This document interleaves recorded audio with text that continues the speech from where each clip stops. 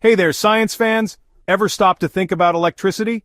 It's easy to take for granted, flip a switch, boom, light. But behind that simple action is a force of nature. Electricity powers our world. It runs our phones, our computers, our lights. Heck, even our bodies use electrical signals. Without electricity, life would be very different. No more late-night Netflix binges or video game marathons. So, let's take a closer look at this amazing energy source, shall we? To understand electricity, we need to zoom in, way in. Think smaller than a grain of sand, smaller than a hair. We're talking about atoms, the building blocks of everything. Atoms have a center or nucleus with tiny particles called electrons whizzing around it. Think of electrons like super tiny planets orbiting a sun. Now these electrons have a special ability. They can jump from one atom to another. When these electrons move in a flow, guess what? That's electricity. It's like a chain reaction with electrons passing energy along. Pretty cool, right? Now, let's talk about the big three in electricity: voltage, current, and resistance. These three fundamental concepts are the backbone of understanding how electricity works and powers our daily lives. Don't worry, these concepts are easier than they sound. Once you grasp them, you'll see how they apply to everything from your home appliances to the massive power grids. Voltage is like the push that gets electrons moving. It's the force that drives the electrical charge through a circuit. Imagine a water slide. The higher the slide, the stronger the push, right? Similarly, higher voltage means a stronger push for the electrons. Higher voltage means more electrical push. This is why high-voltage power lines are used to transmit electricity over long distances. Current is the flow of electrons. It's the rate at which the charge is flowing through the circuit. Think of it like the water flowing down that slide. The more water flowing, the stronger the current. More water means a stronger current. Similarly, a higher current means more electrons are flowing through the circuit. Resistance is anything that slows down the flow of electrons. It's like friction in a mechanical system. Imagine a clog in our water slide. That's resistance. It makes it harder for the water, or in this case, the electrons, to flow. These three work together to make electricity work. Voltage pushes the electrons, current is the flow, and resistance slows it down. Remember, it's all about the flow. Understanding voltage, current, and resistance is key to mastering the basics of electricity. Section 4. AC/DC, the electric slide.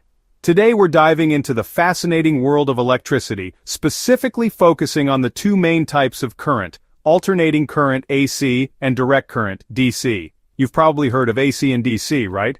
These terms are more than just technical jargon. They are fundamental to how we use and understand electricity in our daily lives. No, not the rock band, although they did get their name from these electrical terms. We're talking about alternating current, or AC, and direct current, or DC. These two types of current are essential for different applications. Think of DC like a one-way street. The electrons flow in a single direction, making it straightforward and consistent. The electrons flow in a single direction, much like water flowing down a river. This makes DC ideal for devices that require a steady and constant flow of electricity. Batteries use DC, and so do our phones and laptops. These devices rely on a stable current to function properly. AC, on the other hand, is like a two-way street.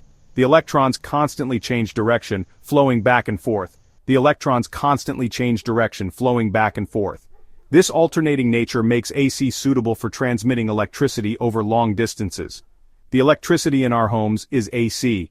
This allows for efficient power distribution across cities and towns. Both types have their uses. While DC is great for portable devices, AC is essential for powering our homes and businesses. It's all about the right tool for the job. Understanding the difference between AC and DC helps us appreciate the versatility and efficiency of modern electrical systems. Section 5. Power up making electricity. So where does all this electrical energy come from? It's a fascinating journey that starts with various energy sources. We gotta make it, right? But how exactly do we do that? There are tons of ways to generate electricity. Each method harnesses a different natural or man-made resource. Some power plants burn fossil fuels like coal, which has been a traditional source of energy for decades, oil and natural gas. These fuels are burned to create heat, which then generates electricity. These are effective but can pollute our planet. The emissions contribute to air pollution and climate change. That's why we're turning to cleaner sources like renewables. These sources are more sustainable and environmentally friendly. Solar panels capture energy from the sun, converting sunlight directly into electricity through photovoltaic cells, while wind turbines harness the power of the wind.